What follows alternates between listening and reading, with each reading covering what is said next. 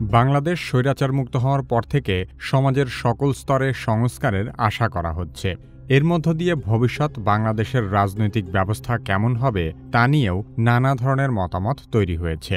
মুক্তিযুদ্ধের চেতনা নিয়ে ব্যবসা করে আওয়ামী লীগ দেশকে ডুবিয়েছে। অতীতে বিএনপির জাতীয়তাবাদী রাজনৈতিক চেতনায়ও বাংলাদেশে শাসনের নামে দুঃশাসন হয়েছে। সে কারণে সামাজিক মাধ্যমে অনেকেই বলছেন, এবার বাংলাদেশে কুরআনের আইন বা শরিয়া আইন বাস্তবায়ন করে খিলাফত শাসন কায়েম করতে হবে। এই বিষয়ে দেশের নাগরিকদের মধ্যে মিশ্র প্রতিক্রিয়া দেখা যাচ্ছে। ইসলামী শাসন ব্যবস্থা আসলে প্রচলিত গণতান্ত্রিক ব্যবস্থা থেকে কতটা আলাদা এবং বাংলাদেশ কি শরিয়া আইন বাস্তবায়নের জন্য প্রস্তুত সে সম্পর্কে আলোচনা করা হবে কি কেন কিভাবে এই পর্বে। কি কেন কিভাবে চ্যানেলে আপনি নতুন হলে অনুরোধ করব সাবস্ক্রাইব করে বেল আইকনটিতে ক্লিক করুন।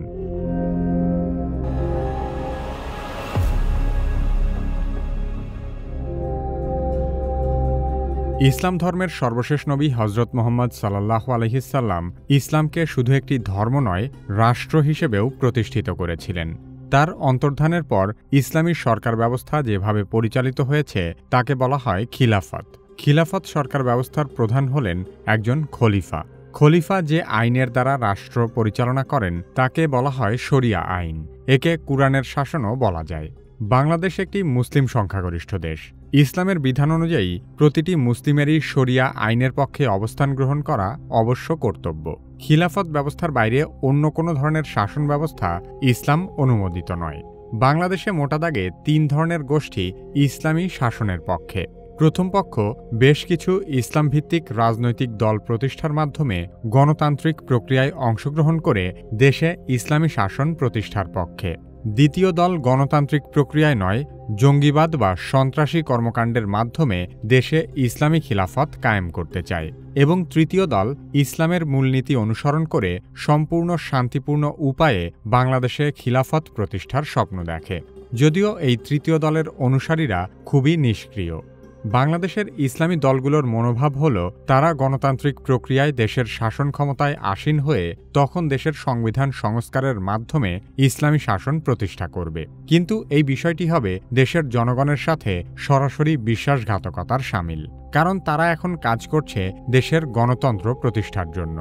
কিন্তু তারা ক্ষমতায় গিয়ে যখন আইন প্রণয়নের মাধ্যমে দেশকে ইসলামী রাষ্ট্রে পরিণত করবে তখন তাদের কর্মকাণ্ড শুধু দেশের জনগণের সাথে প্রতারণাই হবে না, বরং তা সৃষ্টিকর্তা আল্লাহর সাথেও এক ধরনের বিদ্রোহের শামিল। কারণ ইসলাম ধর্মে মনে করা হয় আইন শুধুমাত্র মহান আল্লাহর পক্ষ থেকেই আসতে পারে। সেখানে ইসলামী দলগুলো জাতীয় সংসদে সদস্য হবার মধ্য দিয়ে নিজেরা আইন প্রণেতা হওয়ার জন্য কাজ করছে। এই ধরনের ইসলামী দল দেশের শাসন ক্ষমতায় গেলে সাধারণ মুসলিম জনগণ এদের বিরোধিতা করতে গিয়ে সরাসরি আল্লাহর সাথে বিরোধিতা করতে শুরু করবে। তা দেশে ইসলাম কায়েমের নামে উল্টো জনগণকে আরও বেশি বিপথগামী করে তুলতে পারে। অন্যদিকে সন্ত্রাসবাদের মাধ্যমে যারা ইসলাম কায়েম করতে চায় তারা নিজেরাই ইসলাম থেকে বিচ্যুত। কারণ ইসলাম হল শান্তির ধর্ম। এই ধর্মে কোনো অমুসলিম তো দূরের কথা, বিনা কারণে কোনো প্রাণী হত্যাও নিষেধ করা হয়েছে। সমগ্র বিশ্বের মুসলিম পণ্ডিতরা এ ব্যাপারে একমত যে যারা অস্ত্রের মাধ্যমে ইসলাম কায়েম করতে চায় তারা নিঃসন্দেহে পথভ্রষ্ট। বরং এই গোষ্ঠীর কারণেই সমগ্র বিশ্বে ইসলামোফোবিয়া বা ইসলাম বিদ্বেষ দাবানলের মতো ছড়িয়ে পড়েছে। জঙ্গি তৎপরতার সাথে জড়িত মুসলিম নামধারীরা শুধু অমুসলিমদেরই নয়, বরং ইসলামেরই সবচেয়ে বড় শত্রু। অন্যদিকে বাংলাদেশে ইসলামী খিলাফত চাওয়া সবচেয়ে নিষ্ক্রিয় গোষ্ঠী হল যারা নিজেরা দৈনন্দিন জীবনে ইসলাম পালন করে কিন্তু কোনো ইসলামী রাজনৈতিক দলের সাথেও নেই এবং ইসলামের নামে সন্ত্রাসবাদের সাথে জড়িত ব্যক্তিদেরও মন থেকে ঘৃণা করে। এরা মূলত একজন যোগ্য মুসলিম নেতার আগমনের অপেক্ষায় বসে আছে, কিন্তু নিজের ধর্ম পালনের বাইরে দেশে ইসলাম প্রতিষ্ঠার জন্য এরা খুব বেশি সক্রিয় নয়। তবে জঙ্গিবাদের বাইরে বাংলাদেশে খিলাফত রাষ্ট্র প্রতিষ্ঠার সুযোগ তৈরি হলে তৃতীয় দল নিশ্চয়ই এর সমর্থনে থাকবে। বাংলাদেশে যারা পোশাক আশাকে ইসলামী ঐতিহ্য ধারণ করে চলে তাদেরকে হুজুর বলে সম্বোধন করা হয়। সাধারণত মসজিদের খতিব, ইমাম, মুয়াজ্জিন, মাদ্রাসা শিক্ষক শিক্ষার্থী সহ ধর্মীয় পণ্ডিত যারা আলেম ওলামা হিসেবে পরিচিত এবং উনাদের বাইরেও যারা দৈনন্দিন জীবনে ইসলামের অধিক চর্চা করে থাকেন তাদেরকেই হুজুর বলে ডাকা হয়। বাংলাদেশ মুসলিম সংখ্যাগরিষ্ঠ দেশ হওয়া সত্ত্বেও এই দেশের হুজুরেরা তথা ইসলাম পালনকারী ব্যক্তিরা পদে পদে নিগৃহীত হয়। অনেকের দাবি, স্বাধীনতার পর থেকে এদেশে হুজুররাই সবচেয়ে বেশি বৈষম্যের শিকার। এর পেছনের অন্যতম একটি কারণ হল ইসলাম বিদ্বেষ। সমগ্র পৃথিবীতেই নানাভাবে মুসলিমদেরকে খল চরিত্র হিসেবে উপস্থাপন করে ইসলামোফোবিয়া বা ইসলাম বিদ্বেষের চর্চা করা হয়। বাংলাদেশের ক্ষেত্রে ইসলাম বিদ্বেষের বীজ বপন করা হয়েছে ১৯৭১ সালে পাকিস্তানপন্থী রাজাকারদের মাধ্যমে। চিত্রশিল্প, নাটক কিংবা সিনেমার মতো সকল ধরনের দৃশ্য মাধ্যমে রাজাকারদের প্রধান বৈশিষ্ট্য হিসেবে দেখানো হয়েছে হুজুরদের মতো দাড়ি টুপি। এর ফলে সবার মনে এক ধরনের বদ্ধমূল ধারণা তৈরি করে দেওয়া হয়েছে যে রাজাকার মানেই হুজুর। কিন্তু বাস্তবতা অনেকটাই ভিন্ন। সাম্প্রতিক সময়ে আমরা ৭১ সালের বহু রাজাকারের ছবি দেখেছি, যাদের বাহ্যিক উপস্থিতি মোটেও হুজুরদের মতো নয়। তবে হুজুরদেরকে পাকিস্তানপন্থী বা রাজাকার মনে করার আরেকটি কারণ হল, বাংলাদেশ জামায়াতে ইসলামের বেশ কয়েকজন শীর্ষ নেতাকে ১৯৭১ সালে যুদ্ধাপরাধের অভিযোগে সর্বোচ্চ সাজা দেওয়া হয়েছে। যদি কোনো হুজুর যুদ্ধাপরাধ করে থাকে, জঙ্গিবাদের সাথে জড়িত থাকে অথবা যে কোনো ধরনের খারাপ কাজ করে থাকে, তবে সেটি একান্তই তার ব্যক্তিগত বা তাদের দলীয় অপরাধ। এর জন্য সকল হুজুর বা ধর্মপ্রাণ মুসলিমদেরকে অপরাধীর চোখে দেখা একটি বিশাল অন্যায়। শেখ হাসিনার মতো একজন অপরাধী জামদানি শাড়ি পরে বাংলাদেশের ইতিহাসের সবচেয়ে কলঙ্কজনক রাজনৈতিক অধ্যায় সৃষ্টি করেছে। তাই বলে ভবিষ্যতে অন্য কোনো নারী নেত্রী যদি শেখ হাসিনার মতো জামদানি শাড়ি পরে আসে, তবে তাকে কি আমরা শুধু তার পোশাকের কারণে অপরাধীর চোখে দেখব? অবশ্যই না। তাহলে অতীতের কোনো অন্যায়কারী হুজুরের জন্য কেন ভবিষ্যতে অন্য কোনো হুজুর আমাদের নেতৃত্ব দিতে চাইলে তাকে নিয়ে হাসি ঠাট্টা করব? বাংলাদেশের অধিকাংশ জনগণ মুসলিম হওয়া সত্ত্বেও একজন হুজুর এই দেশের প্রধানমন্ত্রী হবে, আমরা তা কল্পনাও করতে পারি না। অথচ বাংলাদেশের সর্বকালের সেরা নেতাদের একজন ছিলেন মওলানা আব্দুল হামিদ খান ভাসানী। খিলাফত রাষ্ট্র সম্পর্কে ইসলাম বিদ্বেষীরা যত সব ভুল ধারণা প্রচার করেছে, তার মধ্যে সবচেয়ে উল্লেখযোগ্য হল খিলাফত রাষ্ট্রে অমুসলিম নারী এবং সংখ্যালঘুরা নির্যাতিত হয়। কিন্তু এটি সম্পূর্ণ ভুল ধারণা এবং ইসলাম বিদ্বেষীদের পরিকল্পিত প্রচারণার ফসল। একটি খিলাফত রাষ্ট্রে খলিফার অন্যতম প্রধান দায়িত্বই হল সমাজে ন্যায় বিচার প্রতিষ্ঠা করে সকলের অধিকার নিশ্চিত করা। প্রাচীন গ্রিক নগররাষ্ট্র থেকে গণতন্ত্র ধারণার উদ্ভব হয়েছিল।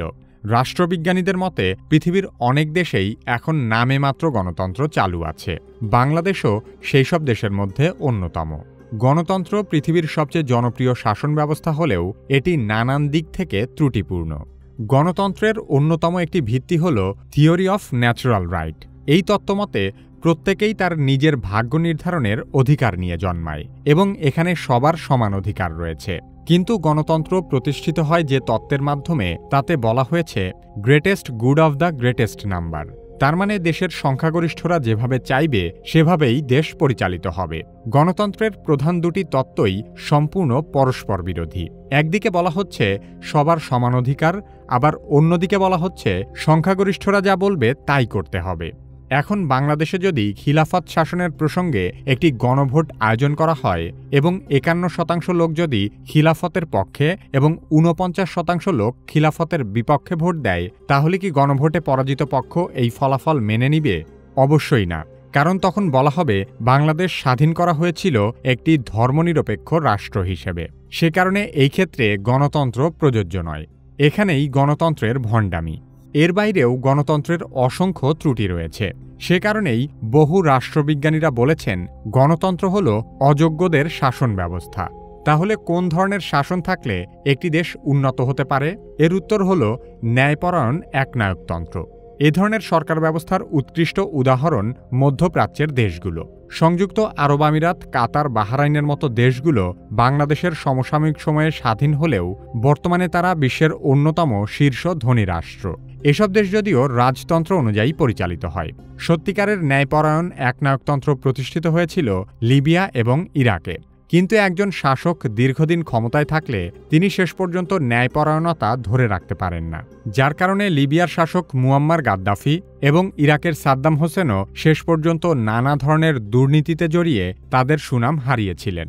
এছাড়া গণতন্ত্রের মোড়কে ন্যায়পরায়ণ একনায়কতন্ত্রের আরও দুটি ভালো উদাহরণ হচ্ছে সিঙ্গাপুরের প্রধানমন্ত্রী লি কুয়ান ইউ, যিনি একটানা ৩১ বছর সিঙ্গাপুর শাসন করেছিলেন, এবং মালয়েশিয়ার প্রধানমন্ত্রী মাহাথির মোহাম্মদ, যিনি দীর্ঘ ২২ বছর মালয়েশিয়ার প্রধানমন্ত্রী ছিলেন।